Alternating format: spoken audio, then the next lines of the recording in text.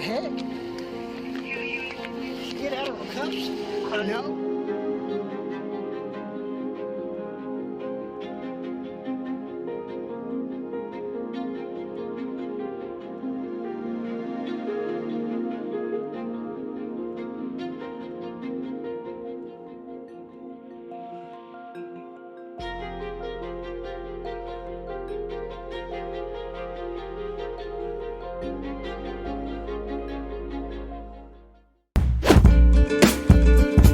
NATO has deployed unprecedented numbers of forces to Latvia.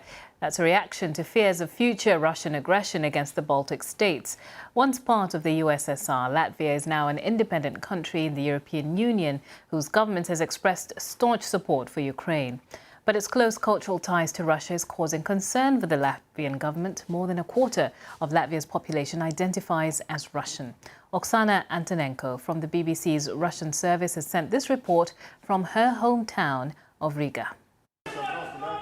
The number of civilians signing up to Latvia's National Guard has tripled since the beginning of the war in Ukraine. Students, artists and engineers are picking up guns. Sites like this have been consigned to Latvia's history. This ghost town was a Soviet base on the edge of Europe, and now it's being used to prepare the next generation of European soldiers. But many Latvians who identify as culturally Russian feel that their government's total loyalty to Ukraine is challenging their freedom of expression. Alexander is 19. He could receive a 5-year sentence after being arrested for waving a Russian flag on Victory Day, the anniversary of Soviet victory over Nazi Germany. Yes, the Russian flag was there. In my opinion, specifically at the moment, it was a symbol of unity. We are made to feel ashamed and afraid because we're Russians, but this is also wrong.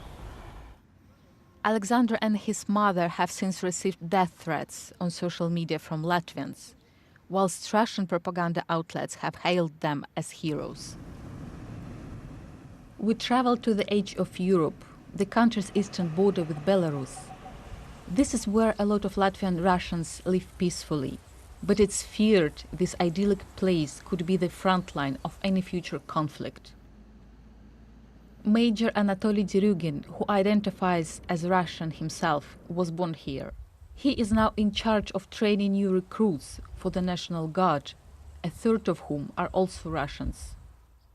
How do you feel about the possibility to fight with people who speak the same language as you, who have the same ethnic background as you, with whom you have one history?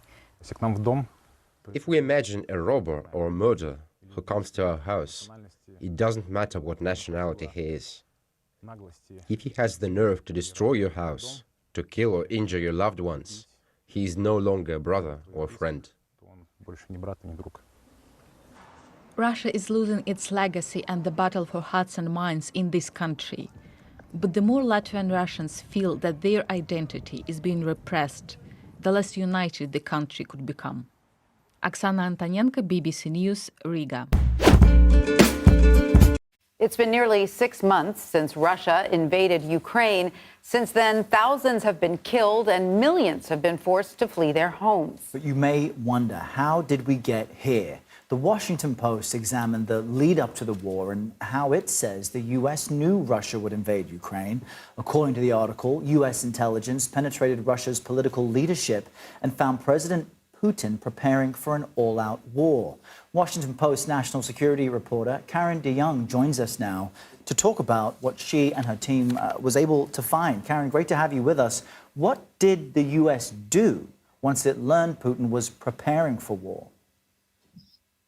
Well, thank you. I think that when they sat down in October with the kind of weight of all the intelligence that they had, sat down with President Biden, he instructed them to do two things. One was to tell President Putin directly that they knew what he was up to and outline what the consequences would be. And the other was to try to convince the U.S. allies, primarily NATO, that this invasion was coming and to get on board with the various things that they would have to do to prepare for it.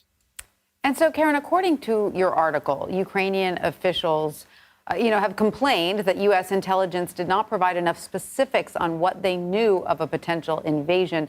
Do you think that that is fair? Do you think the U.S. was withholding certain details that did impact the trajectory of the war? Or, did the U.S. not exactly know everything as it was unfolding?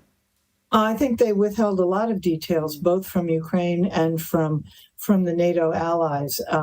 In terms of Ukraine, you had an intelligence service that even the Ukrainians will say is kind of shot through with Russian moles. And plus, there's this very long tradition in the U.S. intelligence community that they won't reveal anything that has to do with sources or methods. They clearly had human intelligence that was telling them what was going on in the Kremlin and in the Russian military. They had signals intelligence intercepts that were telling them, and they were very nervous about this stuff leaking.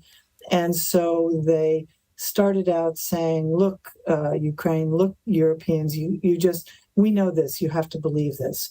And of course, this comes in the backdrop of Iraq, the faulty intelligence that preceded the Iraq investigation. It comes on less than stellar intelligence about what was going to happen in Afghanistan when the American troops withdrew. So I think there was a sort of built-in skepticism, certainly on the Ukrainian part. There was not only a sort of skepticism about the intelligence, but there was also, even if they believed it, they said, look, we're not going to panic our population. We're not going to have people take all their money out of the banks and leave the country, because that would leave a shell here that would make it only easier for the Russians to do what they want to do here. Really insightful details there. We encourage folks to head to your website and read the article, which is up now, which talks about the key takeaways. Karen DeYoung, thank you very much. Great reporting. Thanks, Karen. On a brighter note, a group of Ukrainian musicians arrived in the U.S. this week, newly formed this summer as the Ukrainian Freedom Orchestra to preserve and promote the country's music and culture in the midst of the horrific war. Rehearsing at Lincoln Center at an amphitheater for a performance last night and tonight, before going to the Kennedy Center in Washington tomorrow for a grand finale. Having already played in Warsaw and Amsterdam, Paris and Rome, among other cities this summer, many of these players who'd never met before, many of them they're refugees, others are still living in Ukraine, others had left just before the invasion, but most have families back in the country, including relatives fighting in Donbass and other battlegrounds. They're checking every day for what the latest on the military is and performing brilliantly.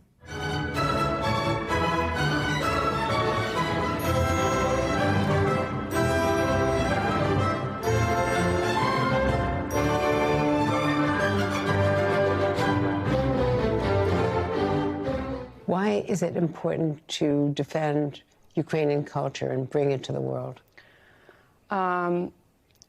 It was important all the times, but now you know that there is a war, and there is very special time to do this. And as our soldiers are defending our country in the front line, we need to defend our culture as musicians, as artists, because Vladimir Putin is telling that Ukraine doesn't have its own history and its own culture. So we have to prove the opposite. Putin says Ukraine isn't even a country. Yeah. He's telling that that we have our common history because Ukraine was as part of Soviet Union, and we have a lot of common things. So we have to accept that.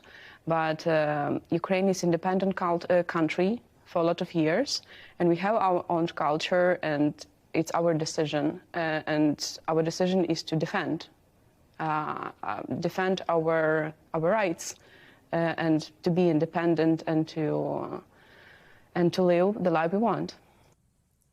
They closed last night's performance with a special arrangement of Ukraine's national anthem.